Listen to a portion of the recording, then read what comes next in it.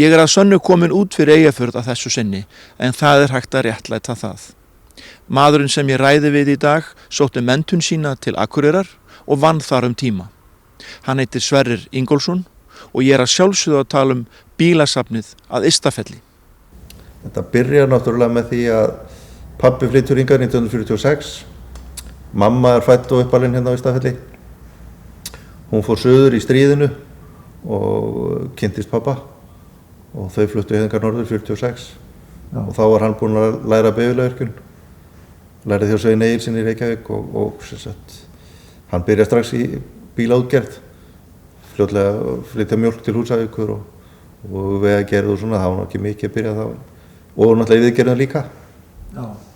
Og þannig byrjar bílaútgerð hér eiginlega í Ystafelli, má segja. Já. Byrjaði hann að safna bílum snemma? Ég get náttúrulega veit ekki hvort að það hægt að segja það, því að þá náttúrulega voru ekkert margir bílar til. Nei.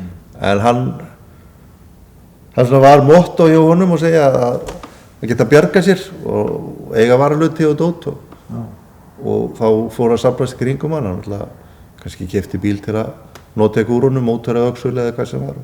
Hann henti ekki afgangnum og þá var ekki eBay eða hægt að panta varaluti eða hvað sem var, sko, þannig að það var gott að eiga eitthvað í handraðanum, sko. Gamli fór bara út í garð og náði varaluti. Já, akkurat. Já. Þannig að Hvenær fékkst þú áhuga strax? Ég er náttúrulega fæðist hérna bara og varst upp og var náttúrulega alltaf í skúrnum, já, þannig að ég man ekki eftir mér öðruvísi en með áhuga á bílum, sko. Nei. En þetta að komi formlegu safni, var það búið að gerjast einhver tíma? Við náttúrulega vorum búin að gera upp og laga nokkra bíla og áttum nokkra góða, byrjum kannski á því kringu 90 eitthvað leis. Ég hugsa svona fyrst af hugmyndinum að opna safnaði komið 95, cirka 95. Já. Og safnaði stofnað formlega 98, sjálfseignarstofnun utan reksturinn. Já. Og já, þetta svona að gerist á þessum árum. Já. Og hvernig var þá safnið þegar þið opnið 2000? Þá vorum við hérna í eldra húsinu sem við segjum núna, sem var, já, byggðum það bara og byrjum á því 98 sem við segjum og opnum það 2000. Þá voru svona cirka 30-40 bílar. Já. Og náttúrulega mikið af smá hlutum og dóti sem fylgja þessu. Já, og var það fyrir því að það myndi stækka svona mikið? Nei, og við náttúrulega vissum ekkert hvað við vorum að fara út í, sko. Vissum ekki hvort það er aðsókn eða hvort fólk hefði áhuga á þessu neitt, sko. En hvernig var þá aðsóknin svona í byrjun? Hún var mjög fín, sko.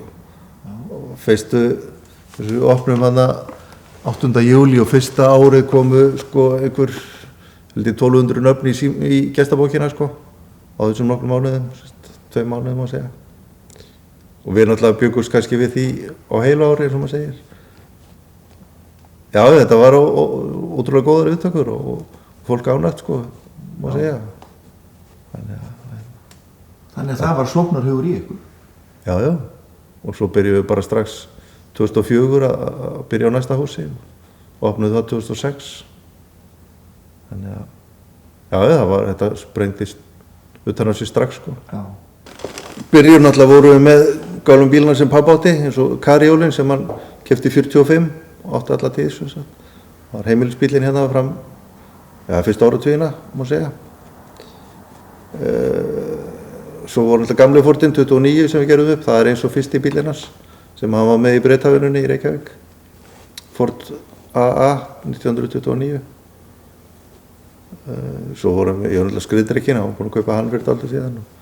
Og það voru hérna þó nokkrir merkilegi bílar, eins og við segjum. Já. Snjóbíllinn, fyrsti snjóbíll, Bombardier snjóbíll sem Guðmundur Jónasson átti. Pabbi keypti hann kringum, rétt eftir 70. Já. Og notaði hérna.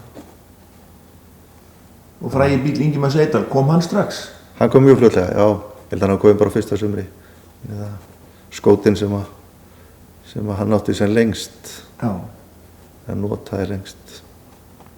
Skóti 110 76 módel. Svo stækkið í 2004, við kíkjum þangað eftir en náði Já. pabbi þinn ekki að sjá það?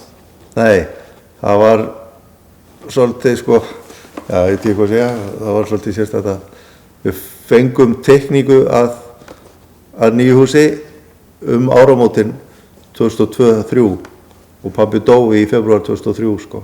Þannig að það var svona, ég var búinn að fá tilboð í húsið og svoleiðis eins og maður segir og þetta var svona að byrja. Já. Og hann lést þarna í febrúar 2003. Já. Og þá náttúrulega svo sem voru svona ýmsar hvað ætti að gera hvort að, en við ákveðum að halda áfram og þetta gekk og búið að vera mikið ævintýri sko, þetta er búið að vera síðan við byrjuðum.